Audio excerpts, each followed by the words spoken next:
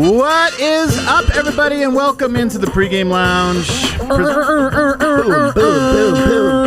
Presented by DraftKings Sportsbook, America's top-rated sportsbook app. Use promo code DNVR now when you sign up, because Dev is going to give us some real winners later on. I can't wait for it. Back in the saddle. Guys, happy St. Patty's Day. Dude, I had no idea until about probably 3 hours ago. What about you, Dev? Aren't you Irish? That was actually a lie that was fed to me my whole life. They named me Brendan. But you're not actually I'm right. not Irish at all. Yeah, Wow. mostly German. What about you, Dev? Any Irish? No, I don't have any Irish in me. You know, I watched Luck of the Irish on Disney Channel growing up. Not good basketball movie. If you're looking at basketball movies, not a good one. I didn't even know this one. I know The Departed. I know that one. Not a basketball movie. It's all right. Not a basketball movie. Guys, it is St. Patty's Day. It doesn't feel quite like a St. Patty's Day. Kind of snuck up. Usually St. Patty's Day is like a thing that at least a week in advance you know, like you're planning, you're trying to make your plans. This year it feels a little bit different, but the DNVR bar, they were prepared for it. It's popping down there. It is popping. Man. People are very, very excited. A lot of Breckenridge Brewery Nitro Irish Stouts being poured. I want one of those. That we have some coming. Can't wait for that. Love to hear. And then, of course, the Nuggets are taking on the Hornets today. Excited about that. We're going to talk about it in a second. We're also going to talk about PJ Tucker got traded. Torrey Craig got traded, or old friend. And then we're a little bit later, we're going to talk about LeBron James, who says he wants to be an owner, which is, I guess, topical now because the Nuggets are playing the Hornets, which is owned by Michael Jordan. So we'll shoehorn that talking point. But first, Kale, do you have the images of these? I have no recollection. This is like a Mandela effect, a reverse Mandela effect. I have no recollection of the Nuggets wearing green jerseys. Do you remember this, Dev? The crazy part is I've seen the jersey multiple times. I don't remember it. Was Al Harrington on that team? I don't know. The Birdman, Chauncey. So this is probably 2009, 2000. Yeah, I mean, 2010. Yeah, Petro, baby.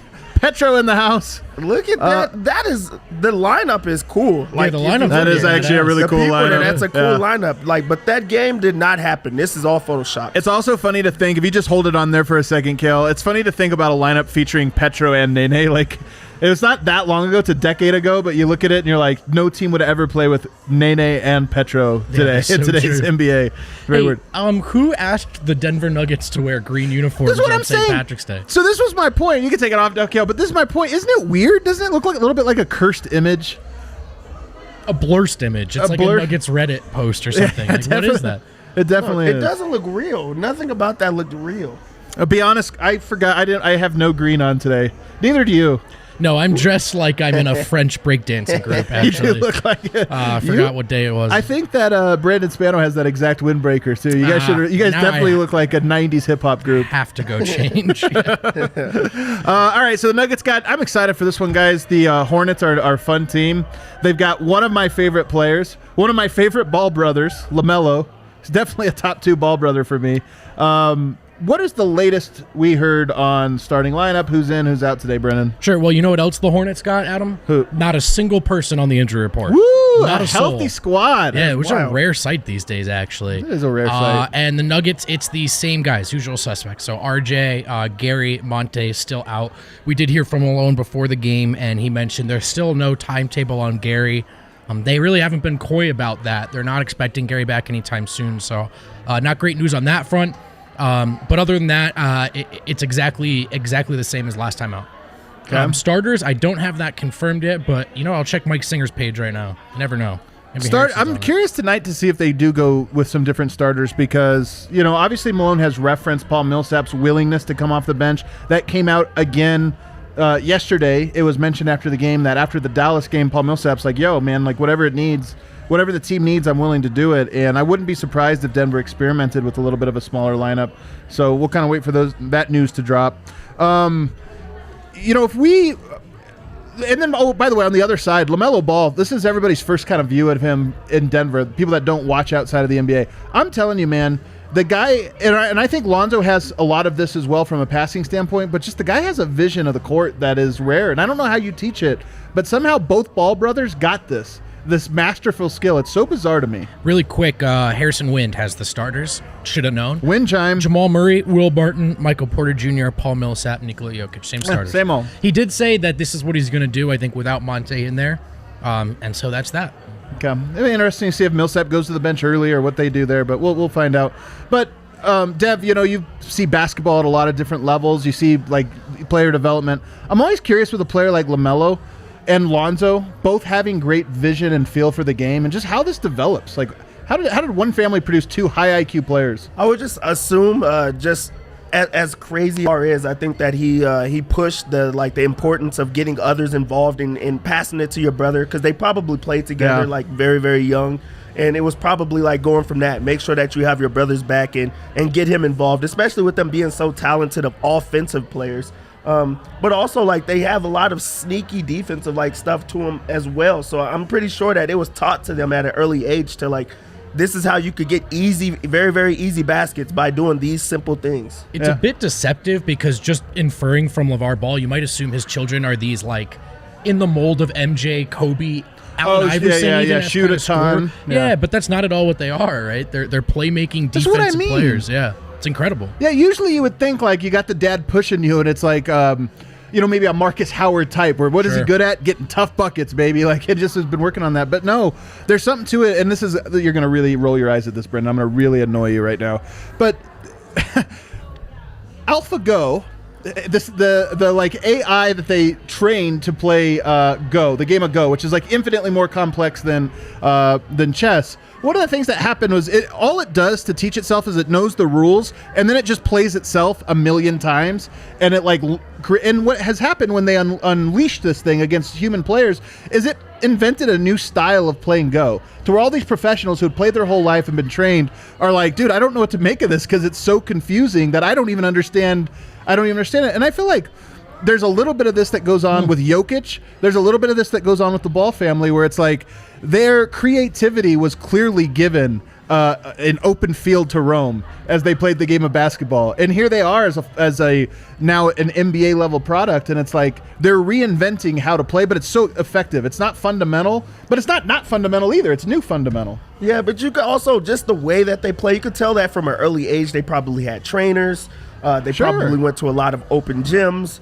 They probably, did a lot of cone drills. They probably had a rim at their house. Like, you could see from the way that they play that they do all of the things like put into one. And then you go to like a player like Michael Porter Jr., where he has the same type of creativity, but he didn't have to do all of the other things. And he wasn't surrounded by other guys that he could pass to and then also score. So I think that just looking at the way they play, you could tell a lot about their past and players that they played with as well. Yeah, I just think it's interesting. It's an interesting little detail that I think so many players are taught to play the game the right way, fundamental way.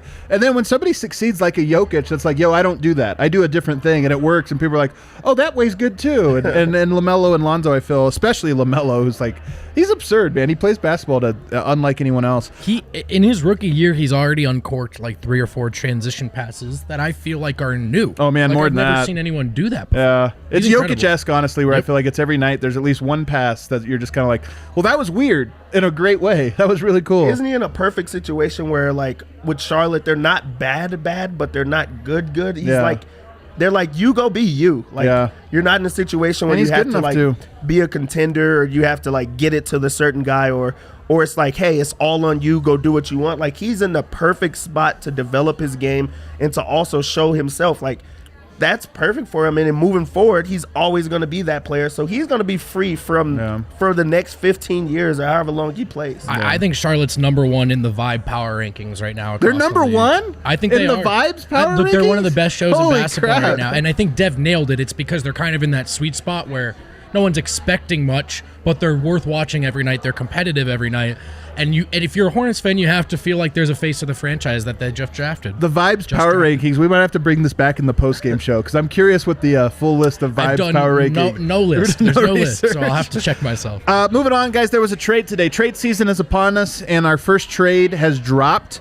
PJ Tucker is going to the Milwaukee Bucks. That was a guy that had been at least on the radar, I think, conceptually, because it's like, hey, he can stretch the court, and Denver needs shooters who can guard. I never liked the PJ Tucker fit in Denver, but it's a moot point now because he's in Milwaukee. How do you feel about this, Dev? I think that it doesn't make sense. Like, they already have a big man or a center that just shoots the 3 ball and doesn't, go in and do that. Like, at least PJ, I mean, he's a banger, but you also have Giannis. So you're not going to have the same type of banging and just trying to get around there because, he's a bully in there. But he just doesn't fit with the Bucks. Like, I just don't like that fit per se. With the Nuggets, at least you know that there wasn't going to be any type of bullying going on or teams trying to take advantage of them. But it also wasn't a good fit. Like, PJ Tucker's just a player about fit, and he doesn't fit a lot of, like, where the NBA is going. But at least he can shoot the 3-ball well. But I don't know. I don't like the fit for them there, and I don't think it would have been good for the Nuggets as well. I was going to say PJ Tucker's like the new Trevor Ariza, but I think Trevor Ariza is just still the He's still the Trevor Ariza, man. Most traded player in NBA history. I saw that today. That's wild. I think Tucker was a phenomenal player and playoff player. Like, I used to joke, if you had 1 LeBron and 4 PJ Tuckers, you'd win a championship. I just think we're 2-3 years past that time a little bit. I'm not sure he's still that guy. Maybe a bit redundant on the Bucks, so I get where Dev is coming from. Yeah, and the only thought I had was I'm glad he didn't go to like the Clippers or something and just give another maybe like player, but whatever. The other guy that was traded today, Torrey Craig, the Bucks traded him in a separate deal to the Phoenix Suns. I put this stat out a couple times, I think, on the show, but I'll say it again. Torrey Craig has played nearly twice as many minutes. Look at this. Fantastical. That he's played nearly twice as many minutes for the Nuggets in the playoffs last year than he did for the Bucks so far this season. My question, I'll start with you on this one, Vogt. Do you still have feelings for Torrey Craig? I really like Torrey Craig. Like, to the limited extent that we got to know him, covering him in Denver, I thought he was a guy that everyone on that team you could tell liked, and you could see why. If you also think about his story, like, Torrey Craig's NBA career is going as well as it conceivably could go. Think about where he came from. And this is his 3rd destination now in a row, which is like a fringe contender, or at least put themselves in that discussion. So I'm happy for Torrey when he succeeds, and I think I will be, for his career. Do you feel kind of bad, Dev? You can go ahead and pour those beers. I know you're ready. So bad. I'm so ready for him too. Do you feel kind of bad for him that he didn't work out for him in Denver? He clearly wanted to stay. He goes to Milwaukee, didn't work out from there. Like, he was on top of the map. He started 3 playoff games last year, and now here he has been bounced around. No, I agree with Brennan. I think that this is the perfect situation for him. And then also, we just talked about PJ Tucker not being a fit. I think Torrey Craig is a perfect fit with the Suns because a lot of the Suns are guys that have to prove themselves. Devin Booker, they just like, is he a star? Is he not a star? You have Chris Paul, who's always proven himself in every single situation. Even commercials, he's proven himself. You just have what a great point, man. You have guys over there that like he really are can like sell anything. Really trying to like sell themselves and prove that they're guys that could like make changes. And you go to a Suns team who, that's a really good team over there. And Torrey Craig is like a perfect fit for any situation because he does everything. Did you get some? Exactly what you need. And I think that fans wish that the Nuggets would have brought him back or have been a part of that. Who knows if they was or were not. But I think he's in a great situation right now. So there's nothing to feel bad about in that.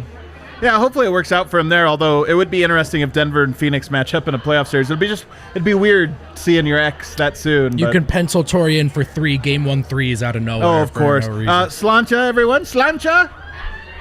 And to everybody out there, Slancha, happy St. Patty's Day. Sure, yeah. What does that mean? Cheers? Cheers. You guys don't know this? I mean, I took an educated guess. But yeah, come on, Slancha. It's like Zavelli. All right, next one. LeBron James, guys, said yesterday he was asked about owning a team because it came out that his ownership group, he's got a stake in some teams, is expanding. And he talked about his ultimate goal is to own an NBA team a la Michael Jordan. Of course, Michael Jordan paved the way for this. LeBron James making an enormous amount of money in his career. I think he's going to be capable of doing it. First of all, what do you think of this? LeBron as an NBA owner. I feel like he's just trying to follow Jordan in everything. Yeah. Everything, man. Like, it pisses me off. He wants to be 23. He wants to be in Space Jam. He wants to be an owner true. now. There's two things. Man, you want to do everything. Started playing basketball. He's about to start betting on everything all of a sudden. So true, man. Why do you want to be him so bad? Like, MJ's looking at his entire life. Like, dude, I did this already. And he's just going to try to do it better than him in everything. That's what it is. It's not that he just really wants to be him. He wants to prove that he's better than him in everything. So, like, we already know LeBron, if he goes and he's an owner, he's going to be so hands-on. He's going to be so good that he's going to be better than Jordan in that. But I think that he's showed that he's such a businessman, and he's willing to like put money before everything, that he's going to be successful in that regard. So I think it's perfect. If you want to become a billionaire, he will become a billionaire, and it just makes sense for you to do that. He already has his hands in so many different, like he does soccer and everything else. He's going to own everything. LeBron's going to own America soon. So it wasn't just about the ownership part, which I think with Michael, with Jordan, I call him Michael, he's my guy, so we know each other. But I think with him, a lot of this was the power play of owning a team. I never got the sense that that Michael Jordan wanted to own a team the same way maybe Mark Cuban wanted to, or some of these guys where it's like, I'm going to obsess about this. It's going to be my life. I want to decide every little thing. I do get that sense with LeBron, and he even talked about this, that he thinks he would make a great owner because he's seen every aspect of it. And we talk about, obviously the agency. This is uncharted territory for a player to also be an agent, but also just like LeBron has been playing GM for the last 13 years. Like, say that, so he has GM experience, unofficial GM experience, agency experience. I really am curious if LeBron might be an actual good owner. I don't think Michael Jordan's a good owner. In fact, I think he's a pretty bad one. Yeah, I think LeBron might be a pretty good owner. The only thing I wonder is I don't think he could buy the Lakers. I don't think he can buy the Knicks. He's going to have to buy a Charlotte Hornets-esque caliber team. And what's funny about this is LeBron has spent his entire career destroying small markets with the way he's gone about this. So part of me is curious if LeBron ends up owning the Minnesota Timberwolves. Well, I guess they might be the next team up, right? And obviously the natural guess would be Cleveland, but there's no way he gets that team. There's no way. He's got to you know what? There is a way. He's gonna have to Donald Sterling. Donald Sterling is there's gonna be some kind of leaked got tape. The tapes. He probably has them. I think being a good owner in a lot of ways feels like LeBron's destiny. I mean, just like the way he's carried himself as an athlete, he's got that shoe halfway on already. And obviously clearing MJ's a low bar to clear. So it is a really low bar. The LeBron GM stuff, tiny bit of recency bias because he's out drafting Kevin Durant in these All-Star games. There have been some questionable calls as LeBron has gotten some big deals, re-upped on one-year deals, made it difficult for any front office to operate. But MJ's a low bar. So would you want, let's say the Cronkies, they've made a lot of money, man.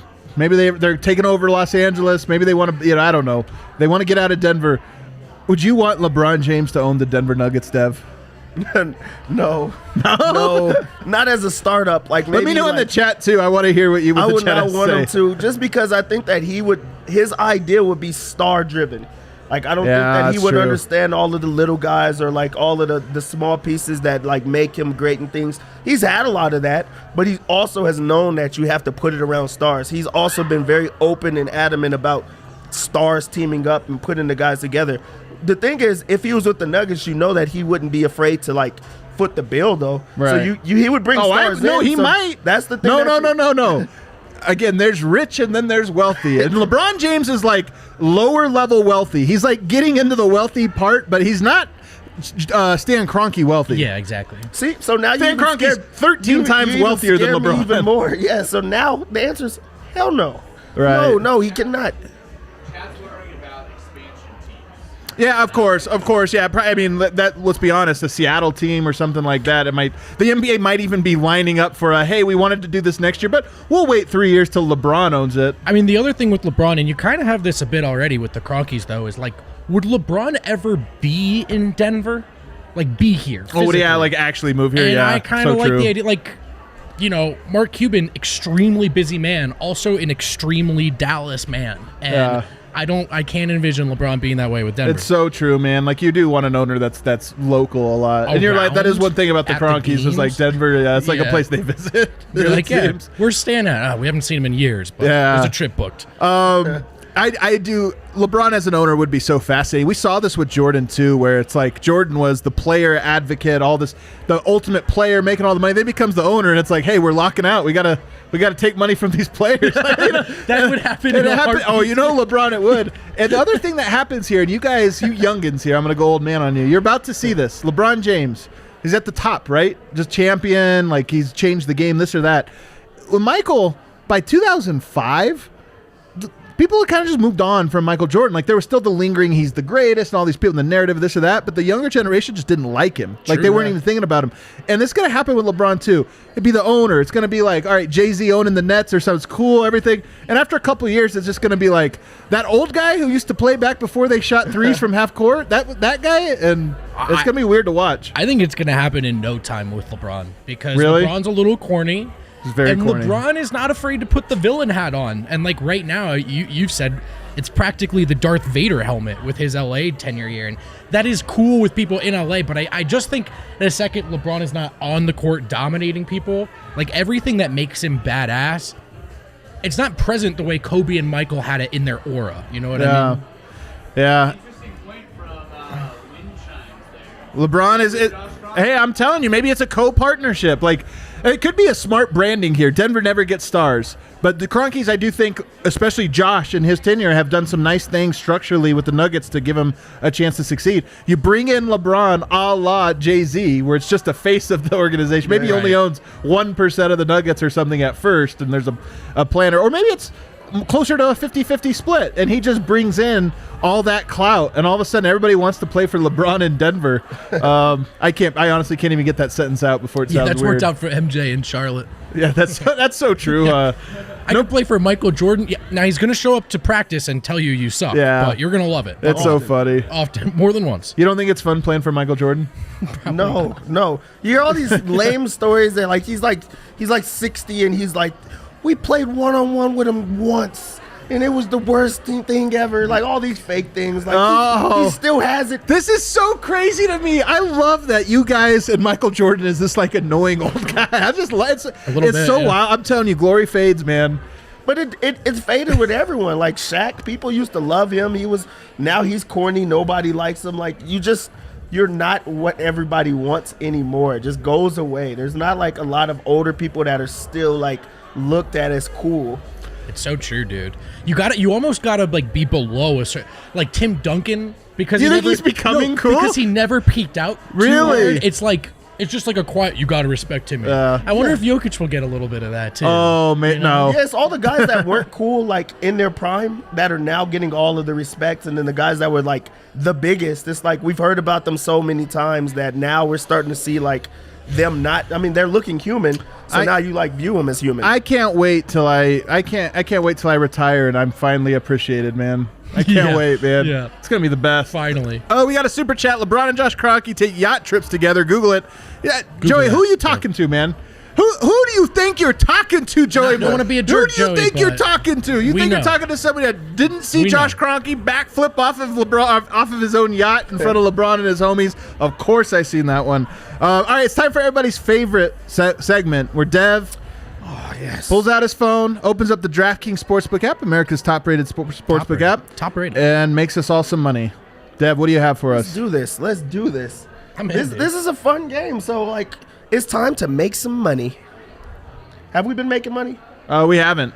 We've been breaking even. See? We're a little due. That's not losing. We're not losing.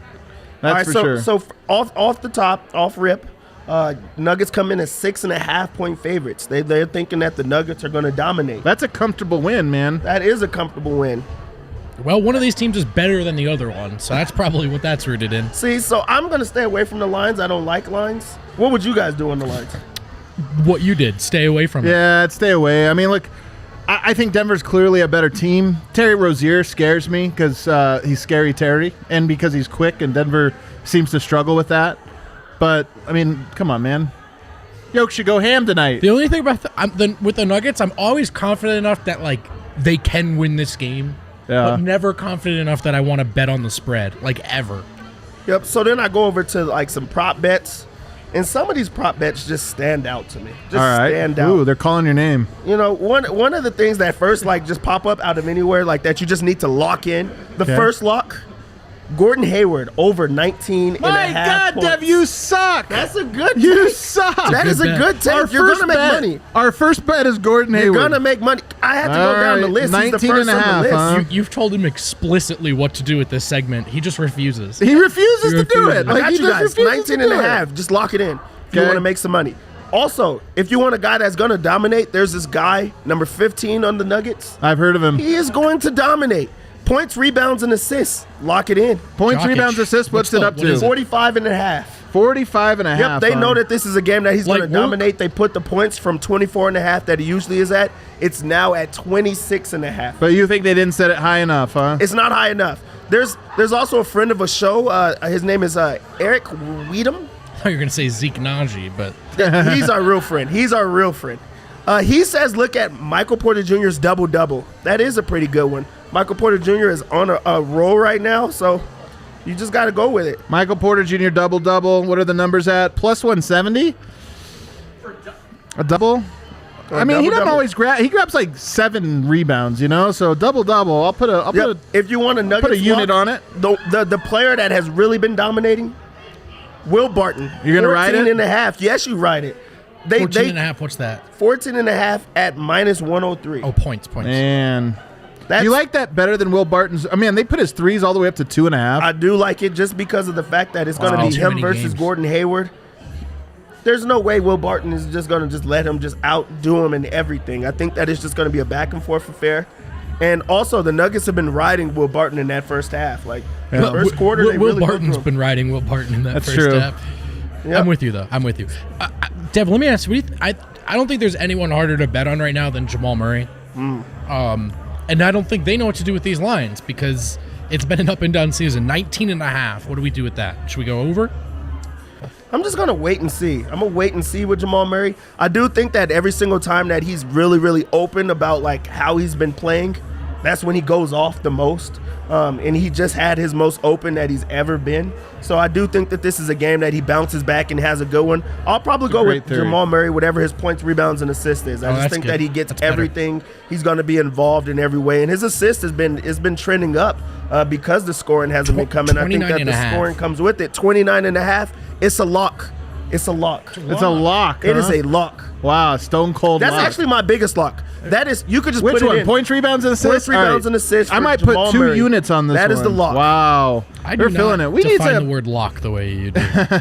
I'm doing a double unit on this one because I feel it too, man. I'm telling you. I talked about this a little bit yesterday. Jamal Murray, after the game, was very open, as you're referencing, talking about how like you get all the boos from the like online, you hear all the shit from fans and how it can really put a stress on you and you just have to rise above it. And it really reminded me, it almost made it sound like he wasn't enjoying basketball for the first time in his life.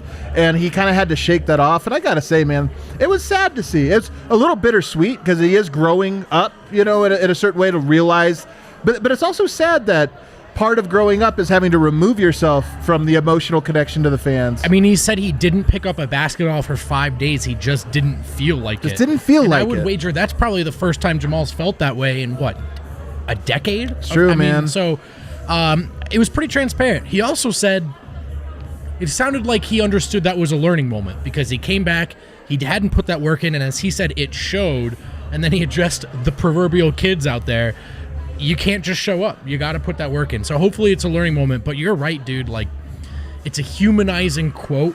And very Jamal Murray humanizing. is a guy who's under more pressure than I think we give him credit for. I love the real Jamal Murray. And it's weird, like often we get it in like extremely vulnerable moments. And it kind of sucks because I think Murray is an example of a guy who's been coached up in the media way too much because his actual self, incredibly likable. The self that he's been taught to like, he's to do this or that, it just seems so false. So it was sad to see, but it was also kind of beautiful in a way because he is the real Murray is very easy to root for. Well, Nuggets, Charlotte, LaMelo Ball, Jamal Murray, Michael Porter Jr., Gordon Hayward. The list starting to fall off there at the end there, but it's gonna be a good one. We're gonna be right back here, guys, for a St. Patty's Day post-game show. Might have a few more beers. Who knows? We'll find out. We'll see you guys then.